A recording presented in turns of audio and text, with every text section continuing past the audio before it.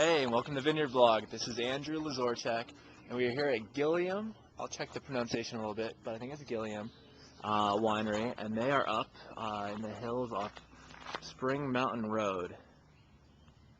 So let's go and check it out. We were driving up and saw that it said open, and it was far after 5 o'clock. But okay, so I met with Sean. She's her and her husband actually are the vineyard owners. They've had this property for better than 20 years. I think they said almost 30. And some of the vines here are that old, planted in the 70s and 80s.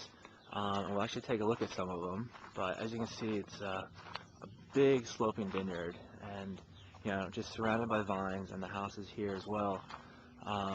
Here we actually see some of the tractor, which they told me the fan on the back is for spraying mildew dust, just to kind of keep mildew out of the fruit. So again, one thing that I'm really impressed with is just the contours of the land. The way you see, some parts are in shade already, some are still in sun, and that's going to fluctuate throughout the day. And then what also is really great, they're talking about the way that they got hit with Sharp's disease, which is spread by the sharpshooting, I think it was a beetle, but it's not quite a beetle. Anyway, and they actually had to interplant a lot of their vines. So you'll come through and we'll take a look at some of their vines, which are, some are 10 years old and some are actually 30. So right here you can actually see a really old, gnarly trunk, and you can actually see a bit of their trellising system. So that's part of having your own vineyard is dealing with the ins and outs of disease and trimming, and dealing with the contours of the land. As you can see, well, maybe you can see this is all stepped and terraced land. So again, just shows the dynamics you're going to get. One thing I'll ask is to see how these the different areas are planted. I'm sure they have different varietals and different blocks. So it's a whole different game up here in the hills, and that's definitely going to reflect in what you see with how the wine's structured. Nice. And then with the property, are you planting different varietals and strategic locations due to sun, or? We decided that 30 years ago. Yeah. Yeah. That's great. And then do you notice that? I mean, just from one side of the hill to the lower side of the hill, has the fruit changed that dramatically? 7 acres. We pick in 10 to 12 subplots and harvest fruit over a 3-week period of time. Wow. Yeah. And then this vine right here in the foreground, that one you're saying is close to 30 years old? Yeah, it was planted in the spring of 1979. Wow. So, yeah, again, I mean, old vines are touted for being just very popular and making great wine, and but it's nice that you can see interlaced throughout the whole vineyard. You'll see some really old vines and some younger ones. The youngest ones are what, 8 years? 10 to 12. 10 to 12 years. So those aren't really, they're not children by any means. Okay. So I just spoke with Sean, and she told me that they are all estate-grown grapes, and the way the estate goes is 80-10-10. So it's 80% Cabernet Sauvignon, 10% Cab Franc, and then 10% Merlot.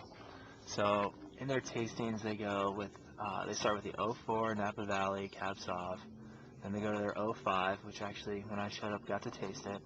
The 05 Cab Franc was also very delicious. Their 05 Napa Valley Merlot is also quite good, and then we also got to try their Reserve Cab Sauv, which is a very strong, delicious wine with a lot of layers. I'd say across the whole spectrum of their wines, they all show a lot of depth, and being estate grown, they don't have that that depth that you get from other people who are sourcing fruit from all over the place, but you get a great concentration. And being up here on the hillside, you get to taste so much more of what it means to have mountain fruit, which is something that the Spring Mountain District, it's a Spring Mountain District that it's known for, and that's one of those kind of nice, I don't want to say cult, but nice things you get to check out when you go through the different areas of Napa Valley and even the hillside.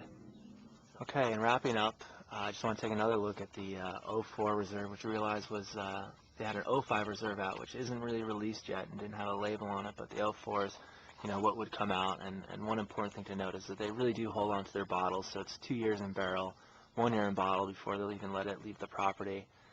But they did have a distributor that was here today that was doing some special tasting.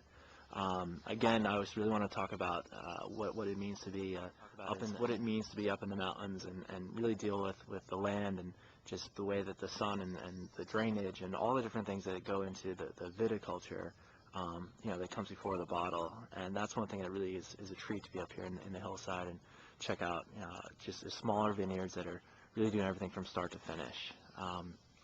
We're almost at 2,000 feet elevation. Yeah.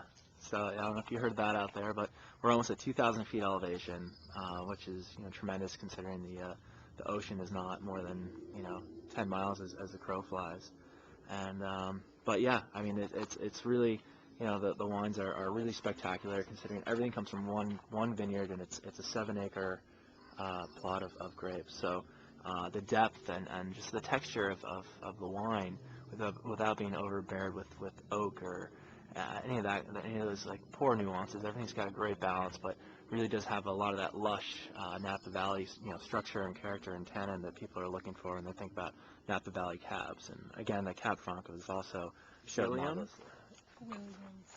Guilliams, which is just it's a small place, and if you wanted to come up and take a look at it, you'd want to call ahead of time because they're by appointment only. So again, it's Guilliams, and there is no website because it's not up just yet, but you can always check back with us.